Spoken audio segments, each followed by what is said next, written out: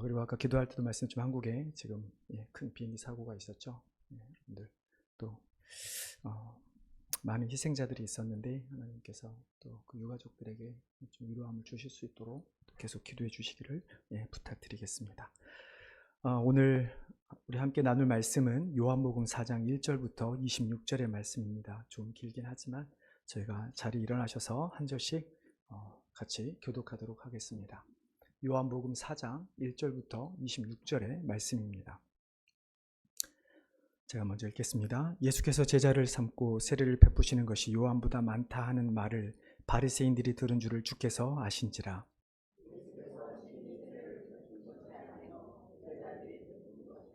유대를 떠나서 다시 갈릴리로 가실새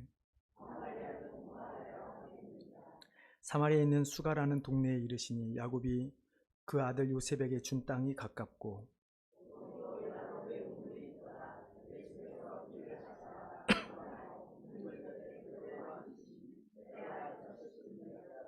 사마리아 여자 한 사람이 물을 기르러 왔음에 예수께서 물을 좀 달라 하시니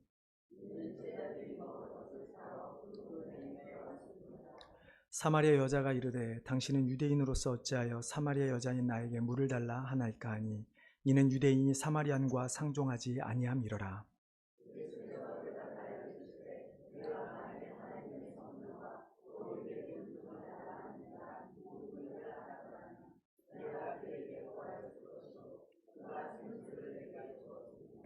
여자가 이르되 주여 물 기를 그릇도 없고 이 물은 깊은데 어디서 당신이 그 생수를 얻겠사옵나이까.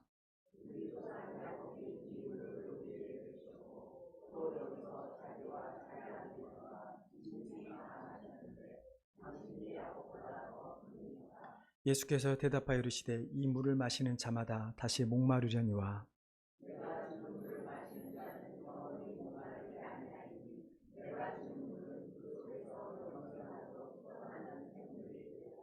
여자가 이르되 주여 그런 물을 내게 주사 목마르지도 않고 또 여기 물 기르러 오지도 않게 하옵소서. 여자가 대답하여 이르되 나는 남편이 없나이다. 예수께서 이르시되 내가 남편이 없다는 말이 옳도다.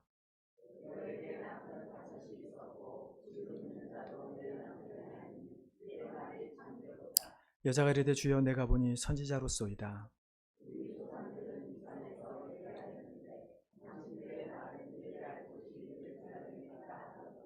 예수께서 이르시되 여자여 내 말을 믿으라. 어느 산에서도 말고 예루살렘에서도 말고 너희가 아버지께 예배할 때가 이르리라.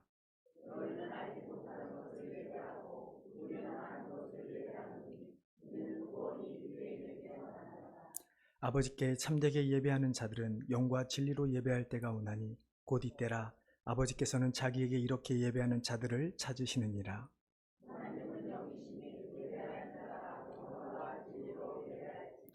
여자가 이르되 메시아 곧 그리스도라 하는 이가 오실 줄을 내가 아노니 그가 오시면 모든 것을 우리에게 알려주시리이다. 아멘. 자리에 앉아주시기 바랍니다. 제가 한 번 더 기도하겠습니다. 하나님, 이 시간 2024년 마지막 예배를 하나님께 드리며 이 시간 마지막 하나님의 말씀을 듣기를 원합니다. 하나님 말씀하여 주시옵시고 또 우리에겐 들을 귀를 주셔서 우리가 말씀을 듣고 말씀에 순종하는 주의 백성들 되게 하여 주시옵소서. 감사하며 예수님의 이름으로 기도하옵나이다. 아멘. 드디어 정말로 2024년 마지막 주일 예배를 드리게 됐습니다. 참 이맘때면 나이가 들어간다는 걸 생각하지 않으려고 해도 생각할 수밖에 없는 시간인 것 같습니다. 시간이 빨리 간다는 이 어르신들의 말씀 와닿지가 않았었는데 이제 해가 거듭하면 거듭할수록 특별히 올해는 왜 이렇게 시간이 빨리 지나갔는지 모르겠습니다. 올해도 참 많은 일들이 있었던 것 같습니다. 뭐 좋은 일도 있었지만 나쁜 일도 있었고 또 기쁜 일도 있었지만 슬픈 일도 있었습니다. 아까도 말씀드렸지만 한국의 이 마지막 때 마지막 이 연말에 참 어려움을 당한 사람들이 또 많이 일어났죠. 하지만 그럼에도 불구하고 우리의 삶을 돌아보았을 때 내가 아닌 하나님께서 나의 삶을 인도하셨다는 것을 우리가 깨닫고 느낄 수만 있다면 어떻게 보면 그것만큼 우리가 행복한 일은 없을 것이라 생각합니다. 그런 의미에서 우리가 이미 성탄절 2부 예배도 드리겠지만 성탄절이 12월에 있다라는 것이 성도들에게는 얼마나 축복인지 모릅니다. 한 해를 마무리하고 새로운 한 해를 시작하는 이 시점에 우리가 1년의 삶을 돌아봤을 때 하나님 앞에서 과연 우리가 온전히 설 수 있는 사람이 몇이나 있을까? 몇 명이 아니라 단 한 사람도 하나님 앞에 떳떳이 설 수 있는 사람은 없을 것입니다. 우리 안에 내재해 있는 죄의 본성, 그리고 그 죄의 본성으로 인해서 우리가 알게 모르게 지르는 수많은 죄 때문에 어느 누구도 단 한 사람도 우리는 하나님 앞에 온전히 설 수가 없죠. 우리가 아무리 잘한 것이 많다 할지라도 과연 우리가 저지른 잘못을 다 덮을 수 있을까? 우리가 물론 성인이 돼서 우리가 지성인으로서 우리가 나쁜 일을 하는 사람은 별로 그렇게 많지 않습니다. 남의 것을 훔치건다거나 다른 사람을 때린다거나 이런 일들은 많이 없죠. 하지만 그렇다고 해서 우리가 죄가 없을까요? 우리가 말로 지은 죄는 얼마나 많이 있습니까? 그리고 마음으로, 생각으로 지은 죄는 또 얼마나 많이 있습니까? 우리가 그렇게 해마다 하나님 앞에 섰을 때 우리의 죄를 생각한다면 우리는 결코 행복할 수만은 없는 시기가 어떻게 보면 연말인데, 그때 하나님께서 아들을 보내주신 이 성탄절이 있다라는 것이 어떻게 보면 우리에게는 가장 큰 행복이 될 수밖에 없는 것이죠.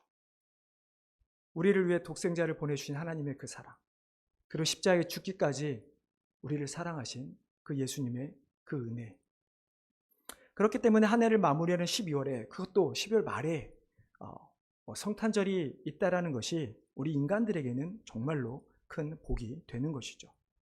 그래서 하나님께서 독생자, 그의 아들을 보내주셨다라고 하는 그 말, 제가 저번에 말씀드렸지 가장 간단 명료한 그런 문장이지만 인류에게는 엄청난 의미가 있다고 말씀을 드렸습니다. 인류의 시작이고 역사를 유지할 수 있는 원동력이고, 더 나아가 하나님께 선택받은 자들이 역사상에 어떤 의미를 가지고 있는지, 그리고 영원한 역사 속에서 우리가 어떻게 살아갈 수 있는지에 대한 것을 그 길을 우리에게 보여주기 때문이죠. 우리는 이것을 구원이라고 이야기를 합니다. 그렇다면 하나님께서 보내주신 아들을 믿음으로 죄의 문제를 해결받은 우리가 해야 할 것은 과연 무엇일까요? 웨스트민스터 대요리 문답 1번에 보면 이런 질문이 있습니다. 사람의 첫째 되고 가장 높은 목적이 무엇인가? 그러니까 하나님께서 우리 인간을 만드셨는데 그런 우리 인간이 해야 될 가장 첫 번째 일은 무엇인가에 대한 질문입니다. 그에 대한 답은 사람의 첫째 되고 가장 높은 목적은 하나님을 영화롭게 함과 영원토록 하나님을 온전히 즐거워함이라 라고 답을 하고 있습니다. 하나님을 영화롭게 하고 영원토록 하나님을 온전히 즐거워하는 것, 이것에 대해서 사도 바울이 로마서 11장 36절에서 이렇게 말씀하죠. 이는 만물이 주에게서 나오고 주로 말미암고 주에게로 돌아갑니다. 그에게 영광이 세세에 있을지어다. 아멘. 이렇게 사도 바울은 로마서 우리가 잘 아는 것처럼 크게 두 부 나누죠. 11장을까지 하고 12장부터 앞에 부분은 교리에 대한 부분, 뒤에 편은 실제에 대한 부분을 말씀하는데요. 사도 바울이 11장 36절에서 이렇게 하나님께 영광을 돌리면서 12장 1절에서 어떤 말씀을 우리에게 하고 있죠? 우리 너무나 잘 아는 말씀이죠. 그러므로 형제들아, 내가 하나님의 모든 자비하심으로 너희를 권하노니 너희 몸을 하나님이 기뻐하시는 산 제물로 드리라. 이는 너희가 드릴 영적 예배라고 말씀하고 있습니다. 사도 바울 또한 우리에게 말씀하는 것이 하나님께서 영광 받으시기에 합당한 영원토록 영광을 받으셔야 되는데 그 하나님께 영광을 돌리는 방법으로서 우리에게 제시한 가장 중요한 것이 예배라고 하는 것이죠.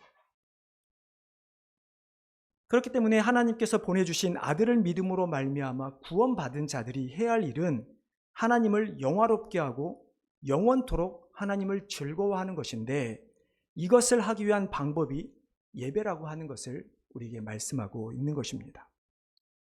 오늘 우리가 읽은 요한복음 4장 1절부터 26절의 말씀, 특별히 우리가 20절부터 24절의 말씀을 너무나 잘 알고 있죠. 예배의 시금석이라고 할 만큼 예배에 대해서 우리에게 잘 알려주는 말씀입니다. 23절 24절을 보면 아버지께 참되게 예배하는 자들은 영과 진리로 예배할 때가 오느니 곧 이때라. 아버지께는 자기에게 이렇게 예배하는 자들을 찾으시느니라. 하나님은 영이시니 예배하는 자는 영과 진리로 예배할지니라. 이 두 구절의 말씀 때문에 우리는 요한복음 이 4장의 말씀이 우리에게 예배를 어떻게 드려야 되는지에 대한 말씀으로 우리 너무나 잘 알고 있는 말씀입니다. 하지만 우리가 이 요한복음 이 20절부터 24절의 말씀이 단순히 그 부분만 우리에게 주는 것이 아니고 이 말씀은 요한복음 4장 1절부터 26절 가운데 포함되어 있다는 것을 우리는 기억해야 합니다. 우리가 1절부터 26절의 말씀을 보면 물론 예배에 관한 말씀이지만 이 본문 자체가 단순하게 우리에게 하나님께 영과 진리로 예배하라라고 하는 예배의 방법에 대해서만 우리에게 알려주고 있는 본문이 아니라는 이야기죠. 오늘 본문은 왜 예배가 중요한지, 그리고 예배를 왜 드려야 하는지, 그 다음에 우리에게 말씀하는 것이 예배를 어떻게 드려야 하는지에 대한 말씀을 우리에게 예수님께서 우리에게 가르쳐 주신 말씀입니다.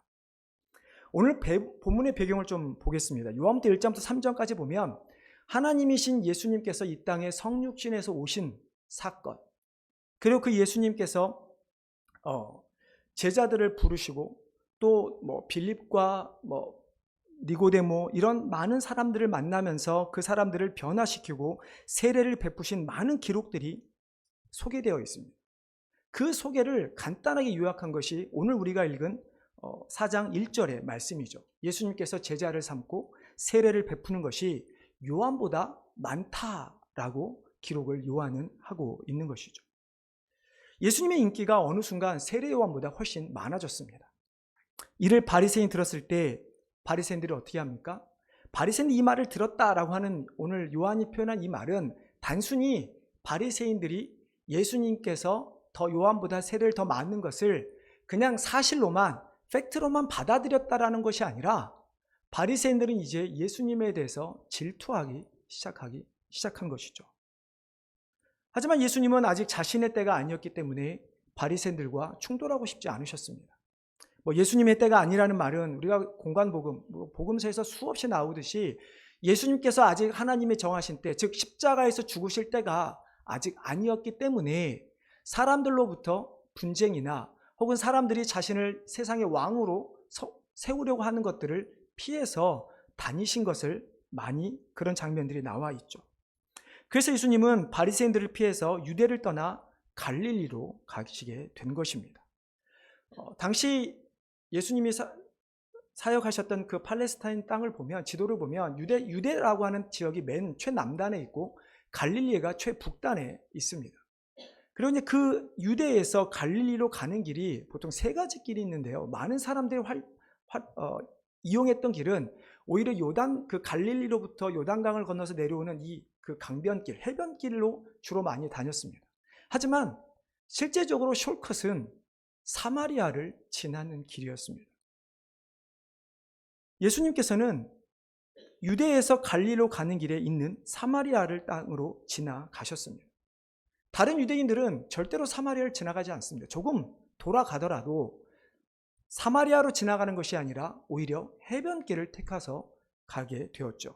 하지만 4절에 보면 주님의 의중이 다분히 담겨 있다는 것을 우리는 알 수 있습니다. 4절에 보면 사마리아를 통과하여야 하겠는지라 라고 성경은 기록하고 있습니다. 이게 원어로 보면 he has to, 그러니까 must라는 의미가 포함되어 있고 어떤 영어 번역본은 it is necessary 라고 해서 예수님께서 사마리아를 통과하셔야만 했다, 혹은 통과할 필요가 있어서 의도적으로 그 길을 통과하셨다라고 성경은 기록하고 있는 것이죠. 그러면 예수님은 대체 무엇 때문에 사마리아를 지나가고자 하셨을까요? 우리가 거시적 관점으로 보면 분명히 사마리아 여인을 만난 것을 우리가 너무 잘 알기 때문에 하나님의 능력이 되는 복음, 즉 예수 그리스도가 유대인들만을 구하기 위한 것이 아니라 모든 사람을, 사마리아를 넘어서 모든 민족을 구원하기 위함이라는 사실을 보여주기 위함이죠. 하지만 오늘 우리가 보고자 하는 관점은 그런 어떤 큰 관점보다는 조금 미시적 관점으로 볼 때 하나님의 구원과 예배가 어떤 연관이 있는지를 살펴보기를 원합니다. 예수님께서 사마리아에 있는 수가라는 동네에 이르게 됩니다. 한 6시쯤 되었을 때라고 되어 있는데요.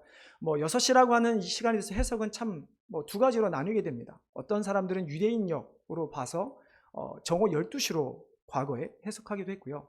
하지만 요한복음에 나와 있는 시간들이 유대력이 아니라 로마의 시간으로 표기되었다라는 학자의 의견에 따라서 오후 6시로 보기도 합니다.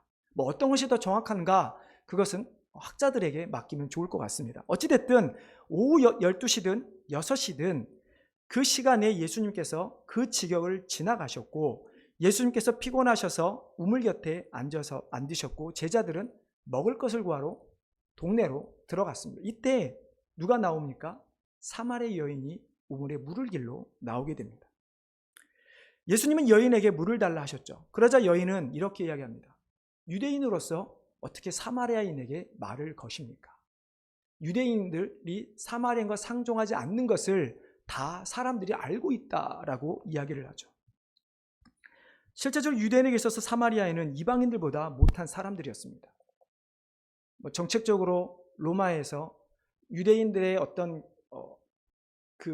유일성, 어떤 그 단일 민족이라는 것을 깨기 위해서 사마리아라는 땅에 이방인들을 집어넣고 유대인들을 정착해 해서 묶어놓은 행정구역이 사마리아라고 하는 땅이기 때문이죠.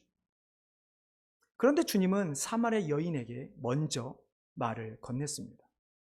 이쯤 되면 예수님께서 사마리아로 가신 이유를 알 수 있죠. 바로 오늘 본문에 나오는 이 사마리아 여인을 만나기 위해서였습니다. 물을 길러온 여인에게 물을 달라 하시면서 다가가신 주님. 여인이 오후 12시든 6시든 그때 물을 길러 나왔다는 것은 어떤 의미인가? 그것은 사람들을 피하고자 하는 의미입니다. 당시에 기후로 봤을 때 여인들이 물을 길는 시간은 아침 이른 시간이었습니다. 땡볕이었기 때문에 오후는 물을 길러가 어렵고 아침에 물을 길러 가죠. 하지만 무슨 이유인지 모르지만 이 여인이 6시에 물을 길러 나왔다는 것은 사람들의 눈을 피하기 위한 것임을 우리는 추측할 수가 있을 것입니다. 지금이야 수도가 다 연결되어 있지만 그 당시에 수도가 있었겠습니까? 무엇이 있었겠습니까? 정말로 물동이를 치고 우물에 가서 물을 길러서 집으로 가야만 했던 것이죠. 그런 여인에게 주님께서 하신 말씀이 무엇입니까? 내가 너에게 다시는 목마르지 않을 영원한 생명수를 너에게 주겠다라고 말씀하셨죠. 근데 갑자기 주님이 이런 말씀 이후에 뜬금없는 이야기를 하십니다. 내 남편을 불러오라.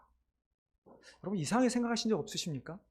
분명히 물에 대한 이야기까지는 이해가 되는데 왜 갑자기 남편을 찾는 것일까? 여인은 어찌됐든 대답을 합니다. 나는 남편이 없나이다. 그러자 주님은 여인에게 내가 남편이 없다는 말이 어쩌다. 너에게 남편이 5이 있었고 지금 있는 남편도 내 남편이 아니다 라고 하는 여인의 치부를 드러내게 되죠. 그러자 여인은 갑자기 예수님에게 당신은 선지자입니다 라고 고백을 하게 됩니다.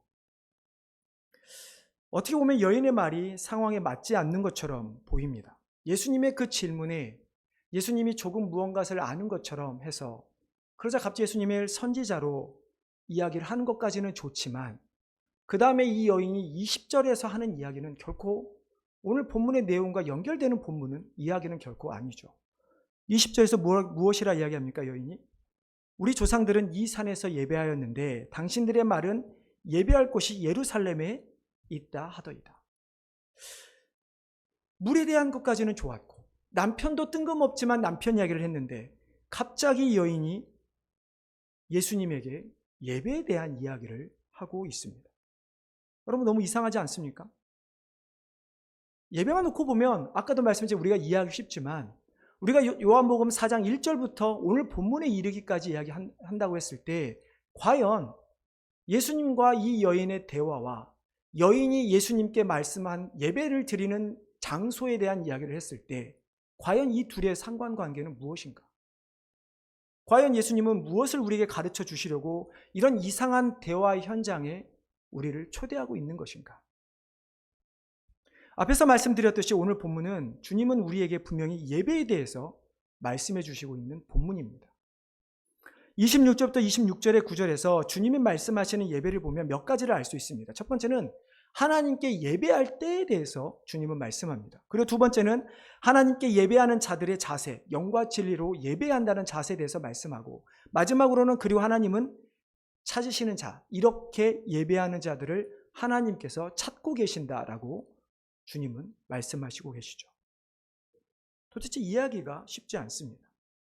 1절부터 19절 그리고 20절부터 26절의 이 말씀이 따로 구분된다면 오히려 이해하기 쉬운데 대체 왜 이것이 연결되어 있는 것일까?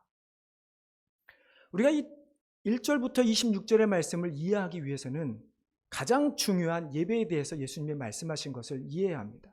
그것은 예배의 자세가 아니라 오히려 하나님께 예배해야 할 때에 대한 이야기입니다.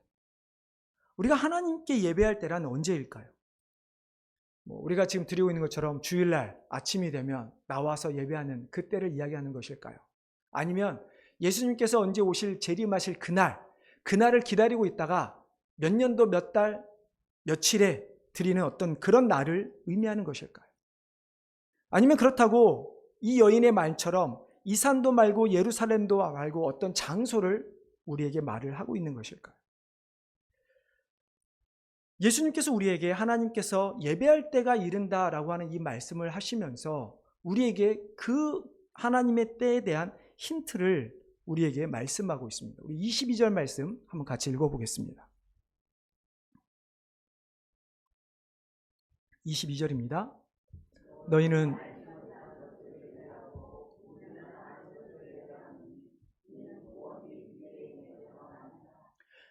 여인이 예수님에게 이 산에서도 아니고 예루살렘에서도 아니라 어디서 예배를 드려야 하는가 라고 했을 때 예수님께서는 여인에게 말하는 것이 그런 장소가 아니라 너희는 알지 못하는 것을 예배하고 있다. 그리고 우리는 아는 것을 예배한다 라고 이야기를 합니다. 여기서 너희란 누구일까요? 이방 사람들, 사마리아인들, 즉 현재 시간이 흘러 하나님을 더 이상 알지 못하는 사람들을 의미합니다. 여기서 우리는 누구를 의미할까요? 물론 넓게는 유대인들을 의미하고 작게는 예수님과 예수님을 따르는 자들을 의미할 것입니다. 중요한 것은 너희는 알지 못한 걸 예배하고 우리는 아는 것을 예배하노니 그 기준이 무엇인가? 바로 뒤에 나오는 이는 구원이 유대인에게서 남이라 라고 하는 말씀입니다. 하나님께 예배할 때에 대한 이야기는 실은 어떤 시간적인 것을 의미하는 것이 아니라 누가 예배를 할 수 있는가에 대한 것을 말씀하고 있는 본문이죠. 누가 하나님께 예배할 때가 언제입니까? 바로 구원이 이를 때란 말씀입니다. 그리고 그 구원의 때는 유대인에게서 난다는 말인데, 즉 구원자이신 예수님이 유대인의 혈통에서 태어난다는 사실을 알려주고 있는 것이죠. 그렇다면 언제가 하나님께 예배할 때일까요? 그것은 이 땅에 오신 예수님을 믿음으로 구원받았을 때, 우리가 정말로 예수님을 나의 구세주로 영접했을 때, 그때가 하나님께 예배할 때가 되는 것입니다. 그러면 이제 예수님께서 사마리아 여인과 하신 대화를 우리는 연결시킬 수 있는 고리가 생긴 것입니다. 예수님과 사마리아 여인 사이의 대화의 주된 요소가 무엇이었습니까? 두 가지였죠. 하나는 물이었고 두 번째는 남편이었습니다. 물은 무엇을 의미합니까? 생명을 의미합니다. 우리 인간에게 있어서 물은 떼어놓을 수 없는 것이죠. 사마리아 여인도 물이 필요했기에 사람들과 부딪히고 싶지는 않지만 물이 필요했기 때문에 사람들이 없는 시간에 그 힘든 시간에 물을 길러 나온 것이죠. 그러면 남편은 무엇을 의미할까요? 당시 로마 시대를 생각해 봤을 때 유대인의 문화도 비슷합니다.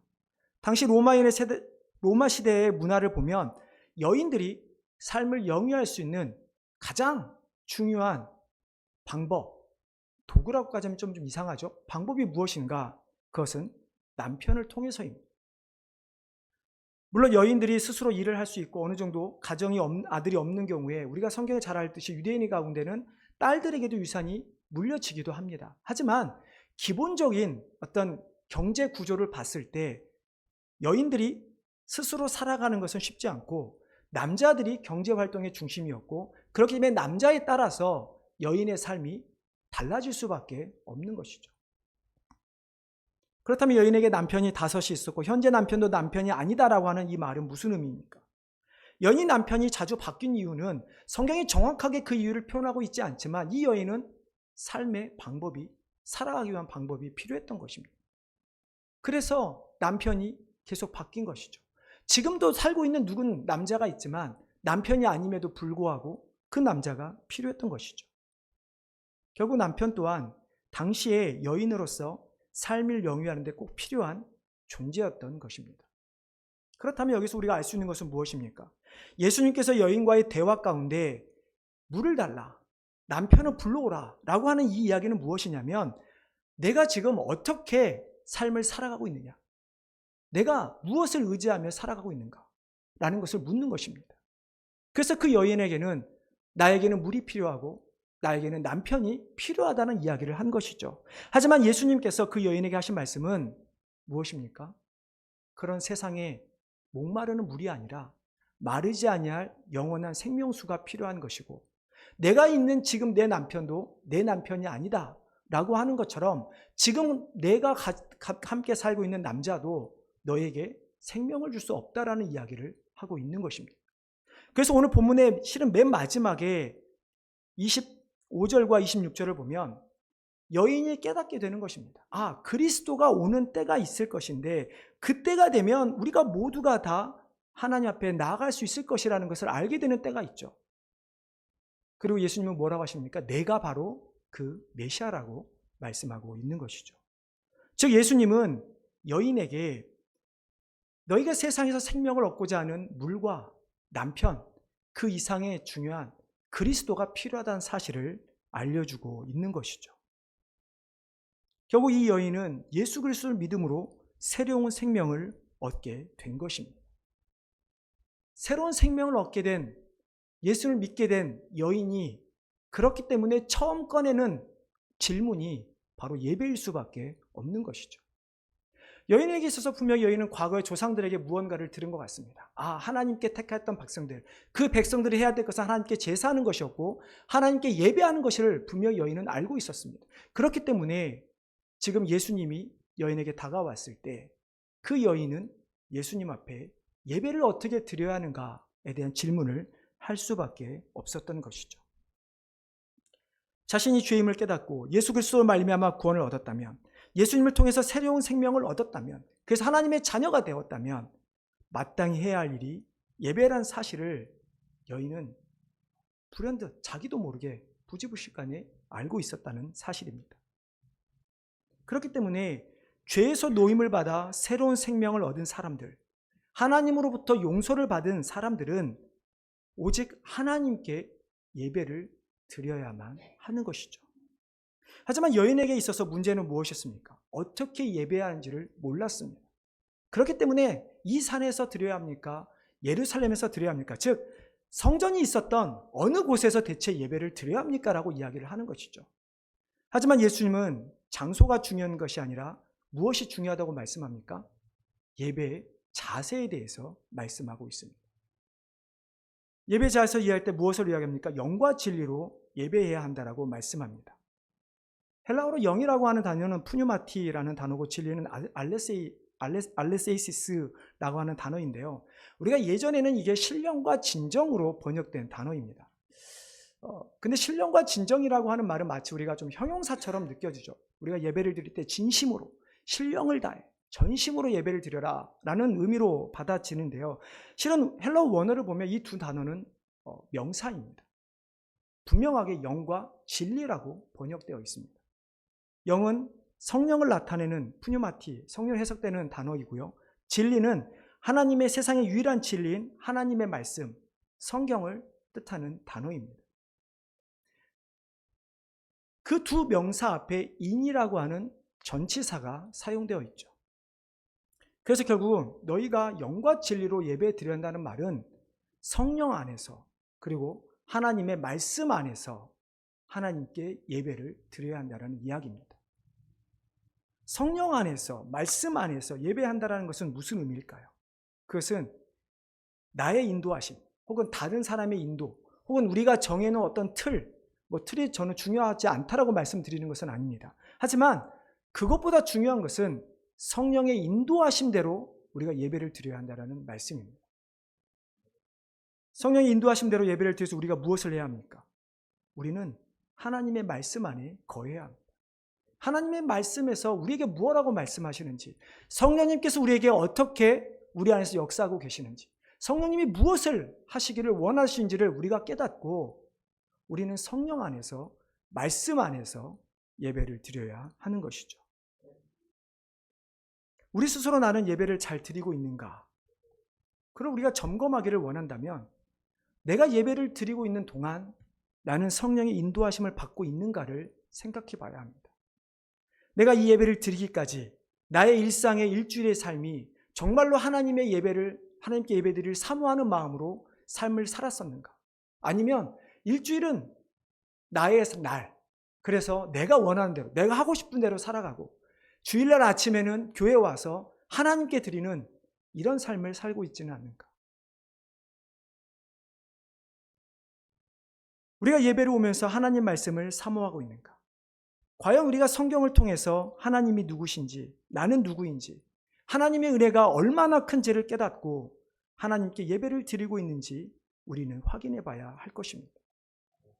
우리가 예배 드리러 와서 세상의 일에 생각이나 정신을 뺏긴다면, 다른 사람을 신경 써서 예배에 집중하지 못한다면, 예배보다 섬김이나 봉사와 같은 그런 일에 더 신경 쓰고 있다면 그것은 결코 영과 진리로 받는 예배가 될 수 없다라고 하는 사실입니다. 우리는 하나님의 약속에 따라 예수 그리스도로 말미암아 새로운 생명을 얻게 된 자들이고, 그런 자들이 가장 먼저, 그리고 한 번만이 아니라 평생 우리가 해야 할 일이 하나님께 예배하는 것입니다. 교회에서 드리는 공예배, 주일 예배뿐만 아니라 새벽 예배, 금요 기도회, 더 나아가서 로마서 12장 1절 제가 읽어드린 말씀처럼, 사도 바울 우리가 말씀한 것처럼 우리의 삶이, 우리가 하나님께 드려지는 제물, 예배가 되어야 하는 것이죠. 우리는 누군가에게 보여주기 위한 예배를 드린 것이 아니라 하나님께 예배를 드린다는 사실을 기억해야 합니다. 아무리 사람들 앞에서 이렇게 옷을 잘 입고 오고 잘 앉아있다 해서 우리의 마음이 떠나 있다면 하나님이 보시기에 결코 하나님이 받으실 만한 예배가 될 수 없다라고 하는 사실이죠. 하나님이 찾으시는 예배자, 그것은 영과 진리로 드리는 예배자이고, 그것은 자신의 삶이 이렇게 한 번의 일주일에 한 번의 예배가 아니라 삶이 하나님께 예배로 드려지는 자를 하나님께서는 찾고 계신다는 말씀인 것이죠. 예배는 새로운 생명을 얻는 자들만이 드릴 수 있는 특권입니다. 그렇게 예배를 드림으로 내가 새로운 생명을 얻었다는 것을 늘 확인하는 시간이 되는 것이죠. 그렇다면 반대로 우리가 하나님께 온전히 예배하지 않고 있다면 우리는 정말로 내가 예수를 믿음으로 말미암아 새로운 생명을 얻었는지, 그에 대한 기쁨이 있는지를 우리는 계속해서 생각해 봐야 하는 것입니다. 물론 우리가 처음 예수님을 잘 모를 때, 처음 예수를 믿었을 때, 그때는 예수님이 누군지 잘 모르죠. 모를 수밖에 없습니다. 하지만 그렇게 이후에 우리의 신앙의 시간이 깊어질수록, 우리의 신앙의 횟수가 늘어날수록 우리의 마음은 하나님께 나아가는 예배에 대한 갈급함이 있어야 되는 것이고, 그렇게 찾으시는 하나님의 마음을 깨닫고 우리만이 아니라 하나님께 예배하지 않고 있는 자들을 향해 우리가 나아가야 하는 것입니다. 이것이 전도이고 이것이 선교인 것이죠.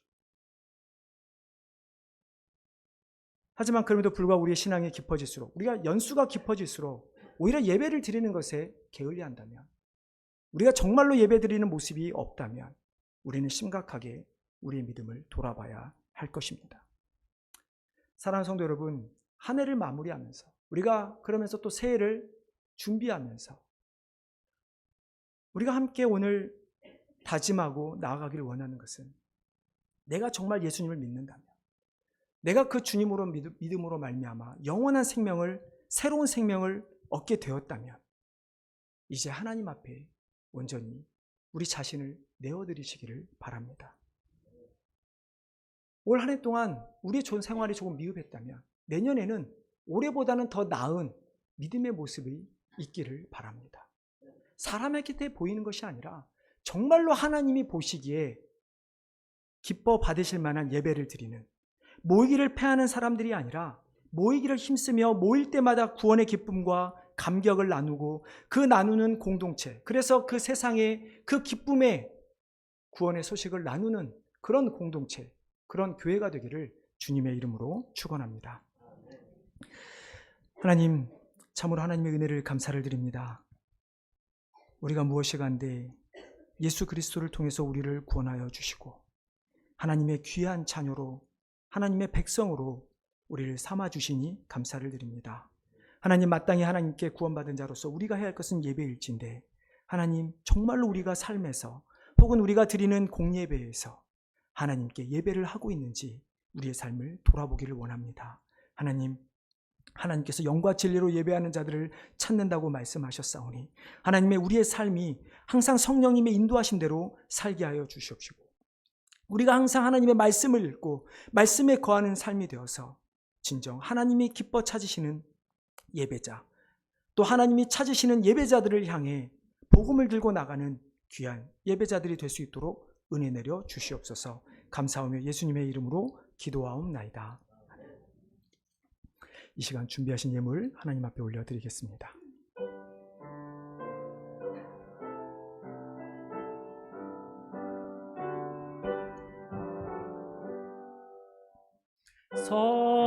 성자의 귀한 몸